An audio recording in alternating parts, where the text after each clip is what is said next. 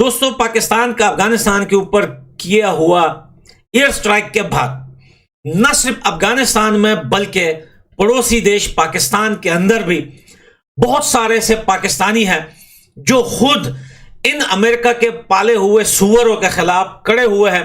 और social media पर दोस्तों देखिए, आपको एक वीडियो अभी दिखाऊंगा, इस वीडियो को सुनिए दोस्तों।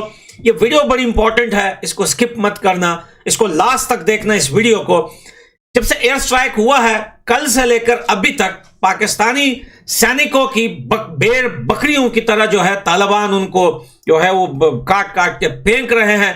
लेकिन भाई उस पे पाकिस्तानियों का क्या रिएक्शन है, पहले इस वीडियो को देखिए दोस्तों, उसके बाद मैं आप लोगों से करूंगा डिटेल से बात और यह भी समझाऊंगा कि आखिर बलोच जो है, बलोचों ने बगावत क्यों की पाकिस्तान की सेना के साथ और पठानों ने वहां पे बगावत क्यों की, इमरान खान को जेल में क्यों डाला गया और अफगानिस्तान के साथ पाकिस्तान का जो है दोबारा से जंग स्टार्ट करने का वजह क्या है और मसला क्या है। पहले इस वीडियो को सुनिए। हमले में 7 पाकिस्तानी फौजियों की जानें गई। आज एक दोस्त ने कुछ फौजियों की तस्वीरें सेंड की है, मुझे बताया कि ये मेरे लिए लड़ते हुए शहीद हो गए हैं, पाकिस्तान के लिए लड़ते हुए शहीद हो गए हैं। तो मैंने उनसे पूछा कि लड़ाई किसके साथ थी, इजराइल के साथ थी? कहता है नहीं, अफगानिस्तान के साथ थी। तो मैंने कहा हमारी अफगानिस्तान के साथ क्या लड़ाई है?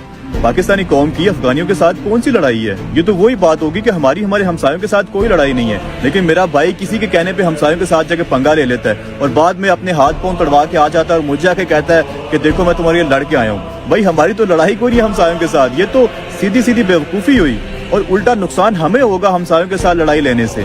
ना वो चैन में रहेंगे ना हम चैन में रहेंगे। इसलिए हमें चाहिए कि हम अपने भाइयों को समझाएं कि बंदे कबूतर बनो और डॉलरों के लिए या किसी और के पीछे लग के हमें बेगाने जंग में मत धकेलो।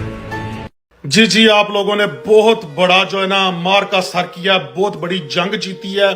सुबह जब वो मस्कीन अल्लाह के लिए रोजा रख रहे थे, तुम लोगों ने अल्लाह अकबर के नारे लगा के उनके ऊपर बम गिराए और उनके मासूम 5 बच्चे, वो भी अंडर 5 ईयर ओल्ड, शहीद कर दिए मुसलमानों के। और तुम लोग कह रहे हो जी ताबड़तोड़ हमले कर रहे हैं हम उन पे। कोई शर्म करो, कुछ हया करो, डॉलर खोरो। मुझे खुदा की कसम तुम लोगों से गिन आना शुरू हो गया उस आर्मी से जिसको हम सलूट मारते थे। ठीक है, पता नहीं ये इनको क्या हो गया, दगड़ दलों को डॉलर खा खा के अपना ही मांस खाना शुरू कर दिया है। पहले अमेरिका के कहने पे ईरान से दुश्मनी की, फिर चाइना से की। इंडियन पहले ही हमारे असली दुश्मन थे, अब अफगानी रह गए थे जो हमारी हया करते थे, कुछ हमसे प्यार करते थे, उनको भी हमसे नफरत हो गया। अब वो हमसे सलाम लेना गवारा नहीं करते। कुछ खुदा का खौफ करो, हराम करो, किसी को तो रहने दो हमारे लिए। ये वीडियो स्पेशली डेडिकेट है अमेरिका के पाले हुए सुअरों के लिए कि अब न सिर्फ अफगानिस्तान बल्कि खुद पाकिस्तान के लोगों को भी पता है कि उनकी सेना कितनी बड़ी हरामी है और कितनी बड़ी हरामखोर सेना है और ये हमेशा करती क्या रही है पाकिस्तान में। देखें, बलोचों की हम सबसे पहले बात करते हैं। बलोच जो लोग हैं, बलोच जो लीडर हैं, जो सरदार हैं, जो नवाब हैं, वो पाकिस्तानी सेना के खिलाफ क्यों हुए? यानी कि ये स्टार्ट कब से हुआ, ये मसला कब से स्टार्ट हुआ? अगर आपको याद हो कि जब नवाब अकबर बुगटी जिंदा थे तो नवाब अकबर बुगटी के दौर में उनके इलाके में जो भी चीजें होती थी वो अपने हिसाब से उनको सजाएं देते थे। गांव के लोग या उनके इलाके के लोग, सुई के नाम से जगह हुआ करती थी बलूचिस्तान के साइड में, उनके अपने रूल थे, अपने लोग थे। उस टाइम उनको पाकिस्तान की सेना से कोई दिक्कत नहीं थी, कोई लेन देन नहीं था। यहां तक कि वो खुद भी गवर्नर रह चुके हैं और वहां पे जो प्लांट थे, जो गैस प्लांट थे, जो इलेक्ट्रिक वगैरह की जगह हुआ करती थी, वहां की हिफाजत भी उनके हाथों में थी। लेकिन फिर क्या हुआ कि एक कर्नल, मेरे ख्याल से उस कर्नल का नाम मुझे कंफर्म याद नहीं हो सकता है, कर्नल नदीम था उसका नाम, जो आके नवाब अकबर बुगटी के इलाके में उसने एक डॉक्टर लेडी जिसका नाम शाजिया, डॉक्टर शाजिया का, वो कर्नल आकर कमरे में घुसकर उसका रेप करते हैं कई बार और फिर उसको धमकाते हैं अगर मुंह खोला तो उसको मार दिया जाएगा। बाद में उसको वीजा पासपोर्ट लगवाकर उनको पाकिस्तान से भगाने की कोशिश होती है, वहां से जो है कि यहां से निकल जाओ, यहां से चले जाओ, उनकी वीडियोस भी बनाई जाती है। तब वो डॉक्टर वहां से भाग जाती है। लेकिन जब उनसे पूछा गया था कि ये किसने किया तो उनका पूरा शक और वहां के लोगों का, और बहुत सारे वहां पे जो लोग थे वो यही बोल रहे थे कि ये उस टाइम के कर्नल नदीम के नाम से एक फौजी हुआ करता था जिसने ये किया था। उसके बाद से नवाब अकबर बुगटी जो नवाब हुआ करता था बलोचों का, उसको इस बात का काफी ज्यादा गुस्सा आया कि हम अपने बलोच इलाके में औरतों की बड़ी इज्जत करते हैं और यहाँ पे सजाएं देते हैं जो लोग बुरी नजर से देखते हैं औरतों को, लेकिन कैसे हो सकता है कि पंजाब के साइड से एक जो है मेजर या कर्नल आके हमारे इलाके में एक डॉक्टर लेडी के साथ ऐसा काम कर लेता है। उसके बाद से उसने जो है सरकार से, उस वक्त तो सरकार तो देखे परवेज मुशर्रफ ही बैठा हुआ था, और परवेज मुशर्रफ से उन्होंने जो है मांग की थी कि इनको हमारे हवाले किया जाए। देखें मेरे ख्याल से उस वक्त प्राइम मिनिस्टर जो थे वो चौधरी शुजात थे, लेकिन शुजात के हाथ में कुछ नहीं था। पाकिस्तान के ऐसे ही होते हैं कि भाई प्राइम मिनिस्टर प्रेसिडेंट आते हैं, लेकिन जो पावर होता है वो सब जो है वो आर्मी के हाथों में होता है, तो वो कुछ नहीं कर पाए। लेकिन परवेज मुशर्रफ के साथ ये बात काफी लंबी गई, बहुत लंबे अरसे तक गई। उसके बाद से जो है वो जंग स्टार्ट हुई, और जंग के लास्ट में जाके उन लोगों ने नवाब अकबर बुगटी को मार दिया था। चौधरी शुजात ने बोला भी था परवेज मुशर्रफ से कि भाई मत मारना नवाब अकबर बुगटी को, ये आप आग लगा रहे हो, ये आग बहुत लंबी जाएगी और ये आग की चिंगारियां एक दिन तुम्हारे घर तक आएगी। लेकिन परवेज मुशर्रफ ने कई बार अपने स्पीच में कहा था कि मैंने बहुत अच्छा किया नवाब अकबर बुगटी को मार के, और अगर दोबारा मौका मिला तो वहां पे जाके दोबारा सरदारों और नवाबों को मैं मार दूंगा। उस टाइम नवाब अकबर बुगटी के बहुत सारे और नवाब 2, 4, 6 और थे जो उनके खिलाफ थे, आपस में दुश्मनियां थी, लेकिन बाद में उनके मरने के बाद वो सब नवाब एक हो गए, और आज पूरा बलोचिस्तान जो है दोस्तों वो पाकिस्तान आर्मी के खिलाफ हो गया है। इसी तरह दोस्तों हम आते हैं पठानों के साइड पर। पठानों के साथ भी दोस्तों यही होता रहा है। देखिए ये टीटीपी तो आज बनी है, टीटीपी पहले नहीं थी। टीटीपी को खुद पाकिस्तान की सेना ने बनाया है। जब वो अमेरिका से डॉलर लेते थे, बोलते थे हम यहाँ पे दहशतगर्दों को मारेंगे, उनके ऊपर बॉम्बिंग करेंगे, तो शुमाली वजीरिस्तान में जाकर वो लोग बॉम्बिंग किया करते थे, माइन लगाते थे, बेगुनाह वजीरिस्तानियों को मारते थे, वहां के कबायली लोगों को मारते थे। उसके बाद वो लोग ज्यादा तंग आकर दोस्तों वो लोग जाके टीटीपी लास्ट में बन गए, जो आज पाकिस्तान की सेना के लिए दर्द सर बना हुआ है। और आज जो भी सूबाई सरहद या फिर बलोचिस्तान के साइड या फिर कबायली इलाकों के साइड कोई भी प्राइम मिनिस्टर, पीएम या उनके वर्कर्स या उनके फॉलोवर्स सर उठाते हैं तो उनका सर कुचल दिया जाता है। वैसे ही दोस्तों आज आप देखिए इमरान खान जो है वो आज उनको जेल में डाला गया है, और ये कभी नहीं चाहेंगे कि इमरान खान दोबारा जिंदा जेल से बाहर आए। और ये 10 साल की सजा जो है दोस्तों ये सिर्फ नाम की सजा है। इमरान खान को मैंने पहले भी वीडियो बनाई है, उनको इंजेक्शन दिए जा रहे हैं जेल के अंदर, उनके साथ काफी ज्यादा नाइंसाफी की जा रही है। यहां तक के जब इन लोगों ने भुट्टो को मारा था, एक दिलीर लीडर था, जब इन लोगों ने भुट्टो को मारा था, मारने के बाद भी इन जर्नलों ने जाके उनकी नंगी तस्वीरें खींची थी, और ये बेइज्जती मरने के बाद भी उसे दी थी कि हम ये देखना चाहते हैं कि ये मुसलमान है या फिर हिंदू है। लेकिन दोस्तों ये सारी चीजें पाकिस्तान की सेना खुद अपने आप के लिए बनाती है। क्यों बनाती है? अब सवाल यह भी है कि पाकिस्तान की सेना ऐसा क्यों करती है कि अपने लोगों को भी दुश्मन बनाती है, इतने लोगों को मजबूर कर देती है कि वो कल को इनके ऊपर हमले करे। ये सारा खेल क्यों करती है? ये सारा खेल मेरे भैया पैसे का खेल है, और पाकिस्तानी सेना को हमेशा चाहिए होते हैं पैसे। पाकिस्तान के बजट से इनका पेट नहीं भरता। 75% बजट जो है पाकिस्तान का वो सेना के, यानी कि ये हराम के पिल्ले हराम खोरों के जेब में जाते हैं। इनकी सैलरियां, इनके घर, इनकी प्रॉपर्टी, इनके कारोबार जाके देखिए, दुनिया का कोई भी आर्मी आप जाके देखिए कि उनके इतने बड़े बड़े बिजनेस हो। सरिये का बिजनेस ये करते हैं, सीमेंट बजरी का बिजनेस ये करते हैं, ट्रांसपोर्ट का पूरा रिश्वत का पैसा जिस कस्टम से गाड़ी गुजरती है, चाहे 1 रुपए से लेके 1 लाख रुपए तक, वो ये लोग लेते हैं। सरिया और स्टील का कारोबार ये लोग करते हैं, प्रॉपर्टी डीलिंग ये लोग करते हैं। जहां पर बड़ी बड़ी इमारतें बनती है, बिल्डिंगें, मार्केटें बनती है, उनकी जमीनें ये सेल करते हैं। बड़े बड़े रेस्टोरेंट जो पाकिस्तान में आपको कहीं भी रेस्टोरेंट मिलेंगे, बड़े बड़े जहां पे फॉरेनर लोग आते हैं, वो उस रेस्टोरेंट में 5 स्टार हो, 4 स्टार हो या फिर 1 स्टार हो, उनके ऑनर्स अगर आप उनकी तहकीकात करेंगे तो या जर्नल होगा या मेजर होगा या फिर कर्नल होगा। तो ये सारे जो है बिजनेस, पैसा, बजट, ऊपर से अमेरिका के डॉलर जो है वो इसी नाम से लेते हैं। कभी बलोचों को मारो, कभी वजीरिस्तान में जाके कबायली पश्तूनों को मारो, कभी पठान लीडरों को जेलों में डालो, कभी उनको जहर खिलाओ, कभी उनको इंजेक्शन लगाओ, कभी उनको मारो। लेकिन एक बात आपको पता है कि आज तक तारीख में, जब से पाकिस्तान बना है आज तक तारीख में, पाकिस्तान के अंदर एक भी आर्मी चीफ इज्जत की जिंदगी उसने आज तक नहीं गुजारी। इनके सारे आर्मी चीफ देख लो, कोई जल गया, कोई फट गया, कोई ऐसी बीमारी लगी जो अपनी टट्टी नहीं साफ कर सकता, बिस्तर पे लेट के अपनी टट्टी खा के, अपनी टट्टी सूंघ के वो मरने के दिन गिन रहा है। ये इनकी हालत है। या फिर पाकिस्तान छोड़ के भाग जाते हैं यूरोप में, आवारा गली पपट की तरह वो गलियों में अपने बीवी के साथ हाथ में हाथ मिला के घूमते हैं, और फिर आम लोग आके उनके मुंह पे, उनकी बीवी के सामने उन्हें गाली गलौज करके, उनको बेइज्जत करके वहां पे उनका इज्जत का जनाजा निकाल देते हैं।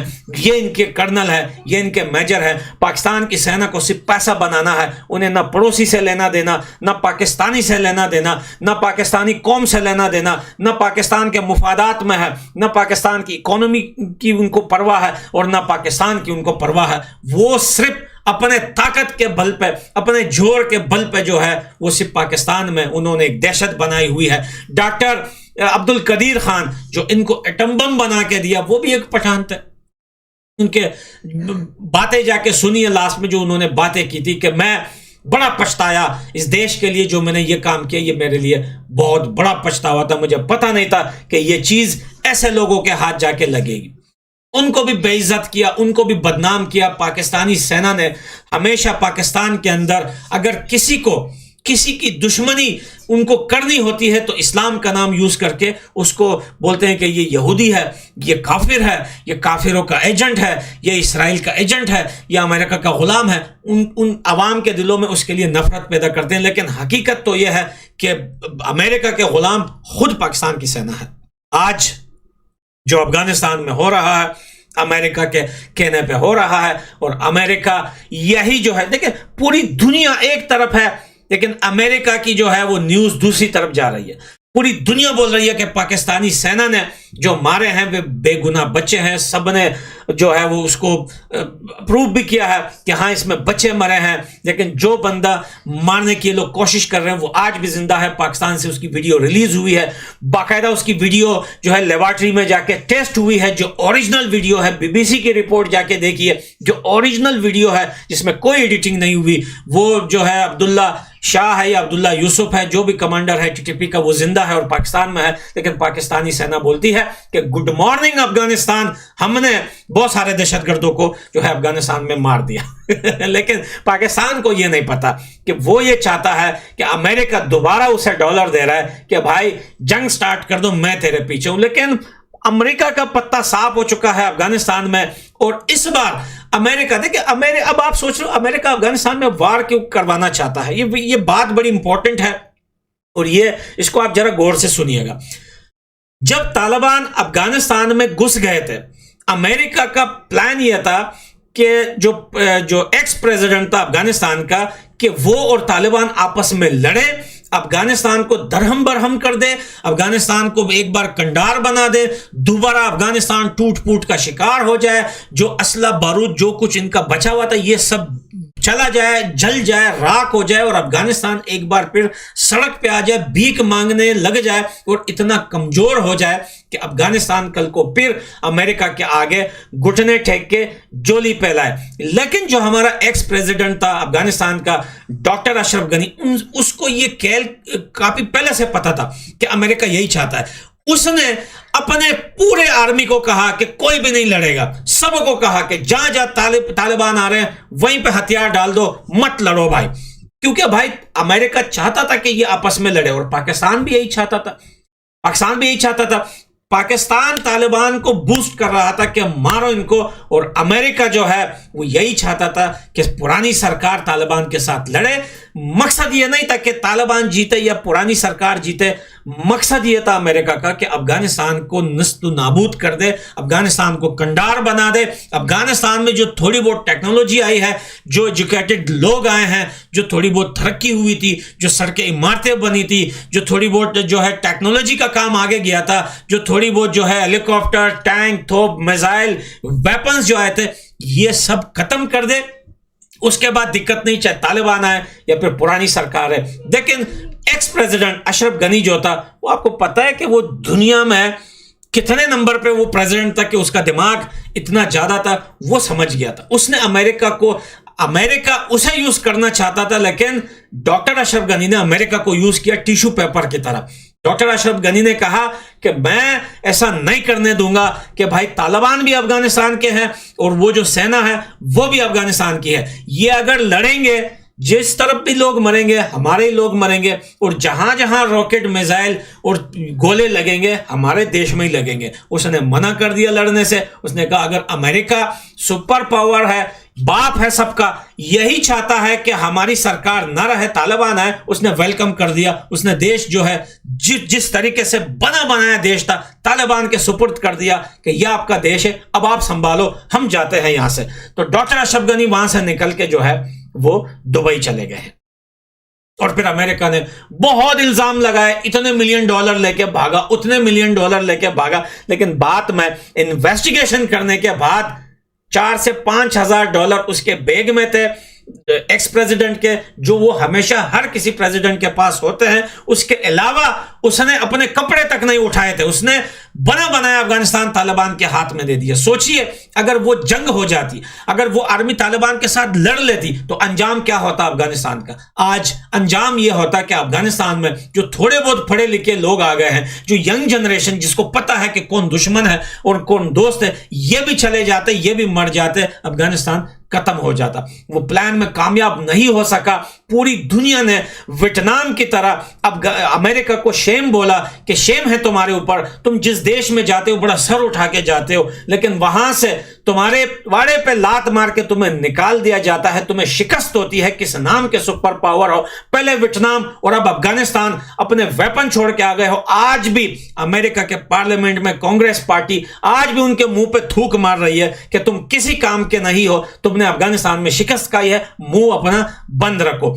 वही आग अमेरिका अपने दिल में लेके आज तक 3-4 सालों से जी रहा है और किसी न किसी तरीके से अफगानिस्तान में आग लगवाना चाहता है। लेकिन एक बात और बताऊं कि तालिबान आज भी कनेक्टेड है एक्स प्रेसिडेंट अशरफ गनी के साथ, जो दुबई में बैठे हैं। दोनों के राब्ते आपस में आज भी हैं। दोनों को पता चल गया है कि हाँ यार, असल में गेम किसकी तरफ से था, क्या था और क्या नहीं था। लेकिन अब पाकिस्तान को दोबारा यूज कर रहे हैं अफगानिस्तान को मारने के लिए। लेकिन ये खेल अब अफगानिस्तान के अंदर बच्चे को पता है। अफगानिस्तान तो छोड़ो, आज पाकिस्तान के लोग खड़े होकर आज खुद आसिम मुनीर पे थूक रहे हैं कि तेरे मुंह पे हम थूकते हैं, तू इतना बड़ा कंजरदा बच्चा है कि आज तू डॉलर लेके अफगानिस्तान के साथ जंग करवाना चाहता है। तुम्हारी औकात है अफगानिस्तान के साथ लड़ने की। और जब पाकिस्तान ने वार स्टार्ट किया है, तब उसे उसी वार में शिकस्त हुई है। और आज दोस्तों याद रखना कि फर्स्ट टाइम जिंदगी में पाकिस्तान की तारीख में पहली दफा एक ऐसी जंग हो रही है जो पाकिस्तानी सेना अकेले लड़ेगी। इस जंग को अकेले लड़ेगी। इस जंग को पाकिस्तान ने जितनी भी जंगें लड़ी है, या मुजाहिदीन का सहारा लिया, या तालिबान का सहारा लिया, या जैश ए मोहम्मद, सिपाही साहबा, लश्कर ए जंग, पता नहीं किस किस का सहारा लिया। इस बार न बलोच इनके साथ, न पठान इनके साथ, न टीटीपी इनके साथ, न तालिबान इनके साथ, न मुजाहिदीन रहे बीच में। अब इनके साथ कोई भी नहीं है। आज पाकिस्तानी सेना अकेला है, और अकेला आज इसकी गैरत देखो कि भाई एयर स्ट्राइक कर रही है। इसको पता है कि मुझे एयर स्ट्राइक से ही मैं कुछ कर सकता हूं। ये हैंड टू हैंड या फिर इन फील्ड या बैटल वार ये नहीं कर सकता। इसकी हिम्मत नहीं है लड़ने की। और जिस दिन देखिए, कल से अफगानिस्तान घुस गया है पाकिस्तान में।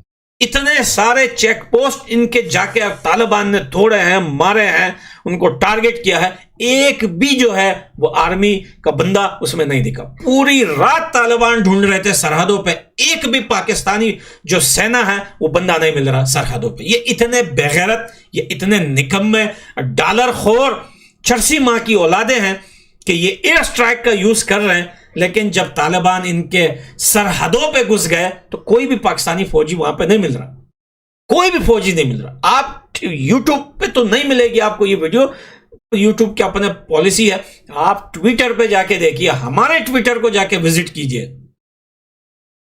तालिबान हर एक बंदा हर एक चेक पोस्ट पे वीडियो अपलोड कर रहा है और यही बोल रहा है कि यहां तो पाकिस्तानी फौजी पहले से ही भाग गए अपनी पैंटें छोड़ के, और भागने में इनके बाप नंबर 1 थे। तो ये तो इनकी जो है डॉलर खोर, हराम खोर औलादे हैं, इनको हम भगाएंगे और ऐसा भगाएंगे इस बार कि पाकिस्तान को भी आजाद करवाएंगे इन लोगों से।